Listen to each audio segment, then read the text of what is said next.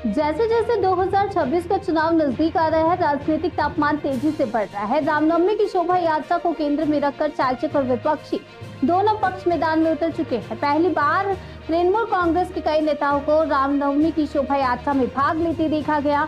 हुगली के चुनचुड़ा में तृणमूल विधायक असित मजूमदार के नेतृत्व में रामनवमी की भव्य शोभा यात्रा निकाली गई। इसी तरह धनियाखाली में तृणमूल विधायक सीमा पात्रा की अगुवाई में एक रंगारंग यात्रा निकाली गई। तृणमूल सांसद कल्याण बंदोपाध्याय को भी हनुमान मंदिर में पूजा करते देखा गया। इसी को लेकर बीजेपी प्रदेश अध्यक्ष और केंद्रीय मंत्री श्रीकांत मजूमदार ने तृणमूल पर करारा हमला बोला। रविवार शाम चुनचुड़ा में बीजेपी नेता दीपांचन गुहा के घर आयोजित अन्नपूर्णा पूजा में शामिल होकर उन्होंने पत्रकारों से कहा, ये लोग वोट हिंदू हैं, पहले ये कहते हैं ये रामनवमी बाहरी संस्कृति है, राम भारत के देवता नहीं है। तृणमूल के नेता इस तरह के बयान देते थे, अब इन्हें समझ में आ गया है बंगाल का हिंदू समाज के धोखे को पहचान गया है। लोगों को मूर्ख बनाने के लिए अब ये नव हिंदू बनने की कोशिश कर रहे हैं। श्रीकांत मजूमदार ने शौकत मोला के रामनवमी में शामिल होने को लेकर भी सवाल खड़े किए। उन्होंने कहा, रावण भी एक बार साधु का वेश धारण कर आया था और सीता हरण हुआ था। अगर ऐसा होता है तो जनता को जंगल में वनवास बिताना पड़ेगा। क्या कुछ कहा सुन।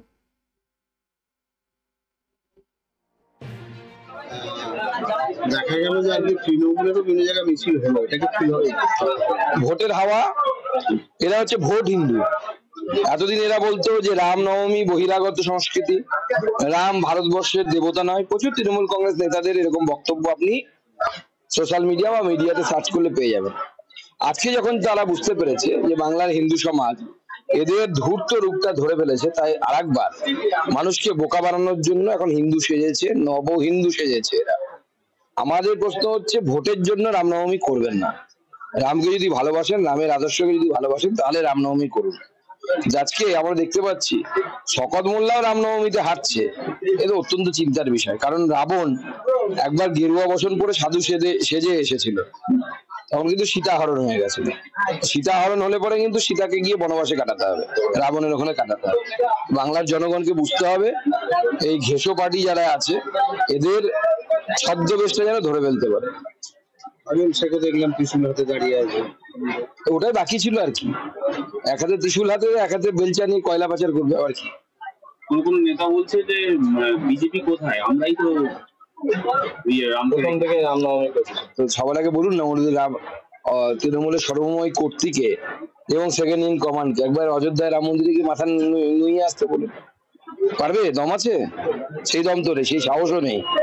অযোধ্যায় গিয়ে রাম মন্দিরে একবার প্রণাম করে আসতে বলুন না, সেই সাহস তো থাকবে না। ভোট ব্যাংক আছে ওখানে। যে সরকারের মুখ্যমন্ত্রী রেড রোডে দাঁড়িয়ে বলে সম্পূর্ণ সরকারটা আপনাদের, কারা ছিল ওখানে আপনারা জানেন, আমি আর নাম নিচ্ছি না। হিন্দু সমাজ বুঝে গেছে এরা থাকলে পরে আগামী দিনে পশ্চিমবঙ্গ গ্যারান্টি পশ্চিম বাংলাদেশে পরিণত হবে।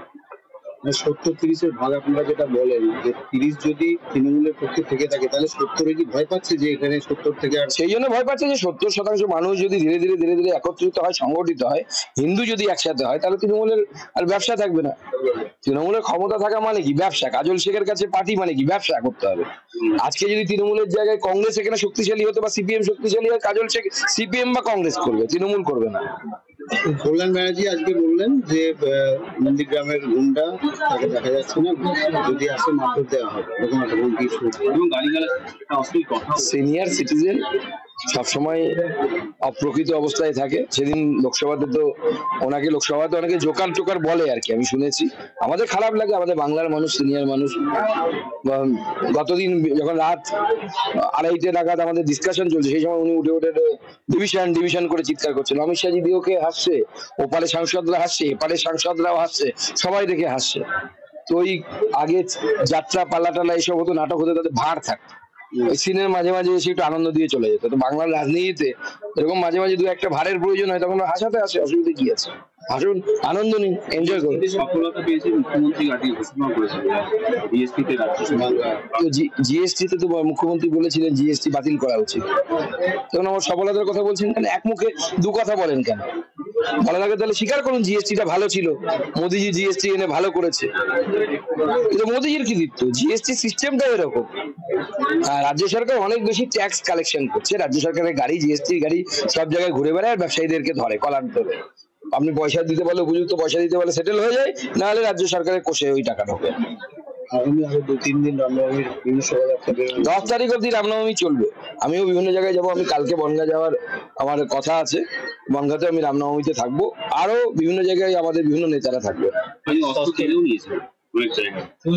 আমি এটাই দেখতে চাই যে পুলিশ আগামী মহরমে অস্ত্র কারার সাহস দেখাতে পারে কি পারে না। তাহলে আমি ধরে নেবো যে আজকে যে তরোয়াল বা অস্ত্রগুলো কারা হয়েছে সেই অস্ত্রগুলো সাম্প্রদায়িক অস্ত্র, আর মহরমের যে অস্ত্রগুলো থাকে ওগুলো সেকুলার অস্ত্র।